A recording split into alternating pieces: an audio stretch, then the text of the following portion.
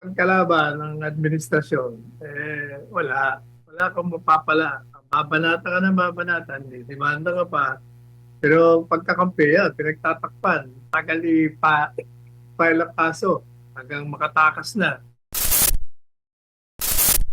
Ngayon po ay nagbigay na ng pahayag itong si First District Congressman ng Davao City na si Congressman Paulo Duterte na kinwestiyon niya ang umano'y selective accountability sa mga investigasyon sa gobyerno, lalo na't biglang bumabagal daw ang proseso kapag ang mga pangalan na malalapit sa Malacanang ang nasasangkot. Git niya, kapag ang mga nasasangkot ay Duterte ay nadadamay, mabilis at maingay ang investigasyon. Pero kapag kaalyado ng administrasyon, tila nawawala ang mga operators, walang sapina at walang follow-up. Tinawag niya itong malinaw na halimbawa na hugas kamay at pagprotekta sa sarili. Dagdag pa niya, handa silang humarap sa kaso basta't patas yung proseso at hindi gumagamit o hindi ginagamit ang batas laban sa kritiko habang pinapaboran ang mga kaalyado. So, ano po ang inyong reaction dito, Attorney Sala? Nagpahayag na po ng saloobin itong si Congressman Pulong sa selective. Totoo naman talaga yun. Tagal na yan eh. Talagang pagkalaban ng administrasyon, wala. Wala kang mapapala. Babanata ka ng babanatan, demanda ka pa. Pero pagkakampi yan, pinagtatakpan. Tagal file ang kaso hanggang makatakas na. Ganyan talaga ang kalakaran nila. Hindi nakataka-taka.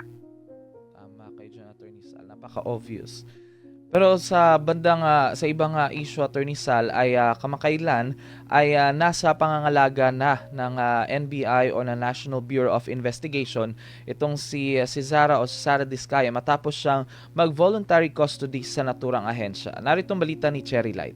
Kinumpirma ni Attorney Cornelio Samaniego, ang abogado ng mag-asawang Diskaya, na Martes ng umaga o bago magtanghali ay nasa kustodiya na ng National Bureau of Investigation si Sara Diskaya.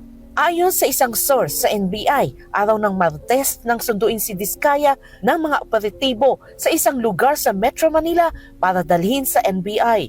Kasalukuyan pa siyang nananatili sa holding area.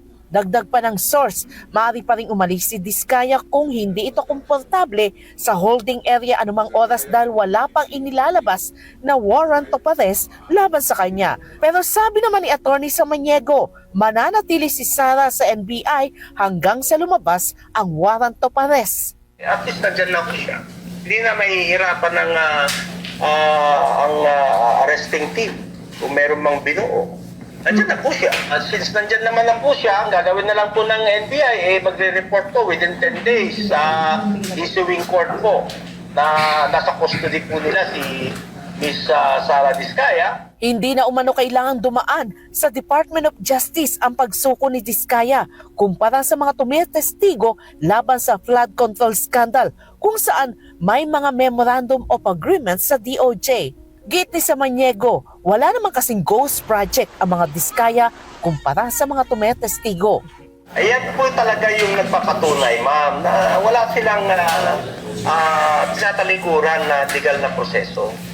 Okay? So, malinis po ang kanilang konsensya. Kasi kung talagang meron silang kasalanan, hindi nila haharapin yan. Matatanda na una nang sinabi ni Pangulong Ferdinand Marcos Jr.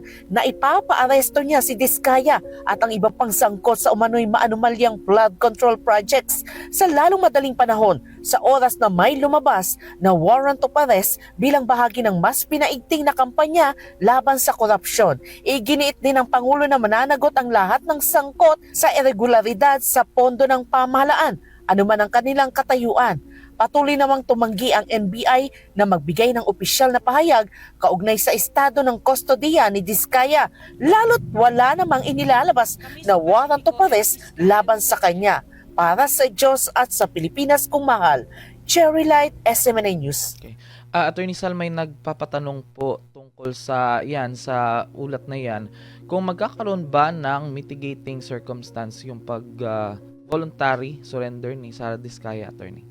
Ano pong reaction ninyo? Una, sumurrender siya, wala naman siyang warrant of arrest. Paano magkaroon? Kakaroon lang mitigation kung merong warrant of arrest at sumuko nga. voluntaryo.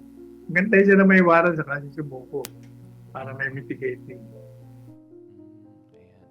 Pero nagpapatunay ba yan, Attorney Sal, na yung gaya nga ng sinabi ng kanilang abogado na wala silang kinalaman doon sa mga anomalya doon sa flood control scandal?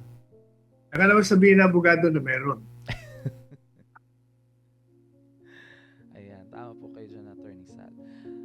Pero at sa iba naman pong issue, Attorney Sal, sa gitna ng umiinit na investigasyon sa flood control scandal, inihayag ni Pangulong Ferdinand Marcos Jr. ang panibagong freeze order ng Court of Appeals laban sa bank accounts at air assets na konektado umano sa dalawang mambabatas. Alamin natin kung sino sila sa ulat ni Cresilyn Catarong. Magandang araw po sa inyo lahat. Inanunsyo ni Pangulong Ferdinand Marcos Jr. nitong Martes na naglabas ang Court of Appeals ng panibagong freeze order laban sa daan-daang bank account, ari-arian at mga sasakyang panghimpapawid ng mga konektado sa umunoy maanumalyang mga proyekto ng gobyerno para sa flood control. Saklaw niya ng freeze order ng CA ang mga ari-ariang iniuugnay sa Silver Wolves Construction Corporation at Skyyard Aviation Corporation. Sinabi rin ng Pangulo na hindi lamang corporate assets ang sakop ng freeze order, kundi pati personal accounts ng mga individual na konektado sa umunoy modus tulad ni Benguet Representative Eric Yap at ACT-CIS Party List Representative Ed Vic Yap. Giit ni Marcos Jr. nasa mahigit 16 billion pesos na ang pumasok sa mga transaksyon ng Silver Wolves mula 2022 hanggang 2025 na karamihan ay may kaugnayan sa mga flood control project ng Department of Public Works and Highways o DPWH. Ipinunto rin ng Pangulo ang lawak ng mga kinumpiskang asset habang nagpapatuloy ang investigasyon.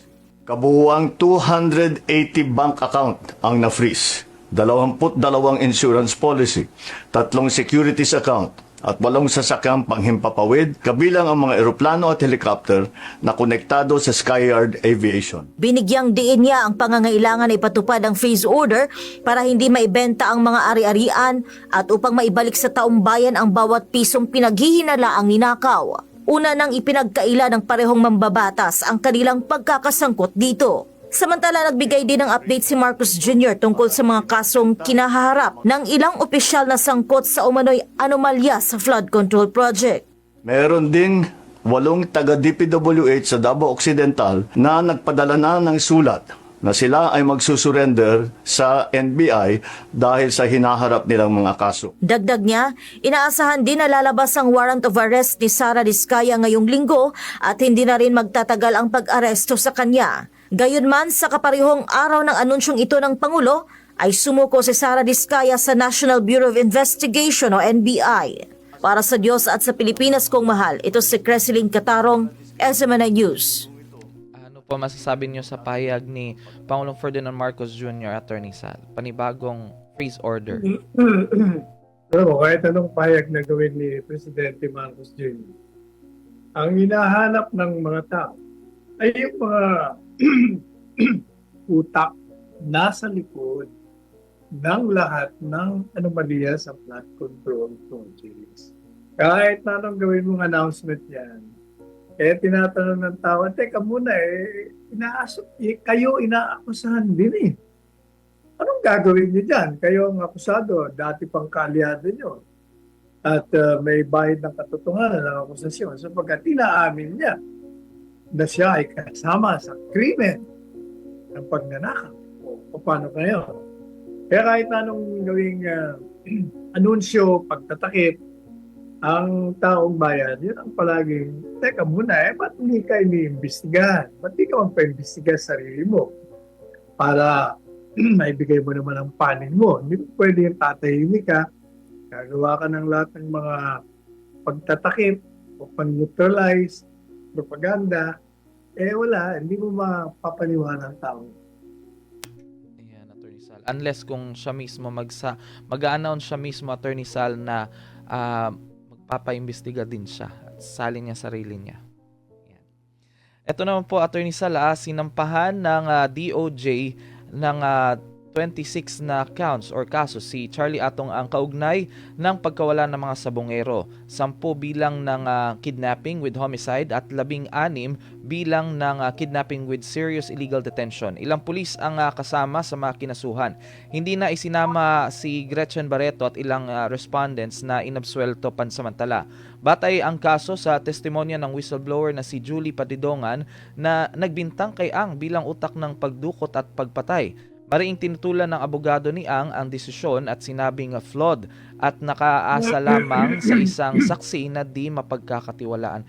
Sa isyong ito, Attorney Sal, paulit-ulit na din ito ng mga issue dati pero ngayon ay binabalik at ngayon nga ay kinasuhan nga itong si Atong Ang ng itong homicide and kidnapping laban sa mga nawawalang sabongero. Ano pong masasabi niyo sa ulat na yan? Inihain nila. Pero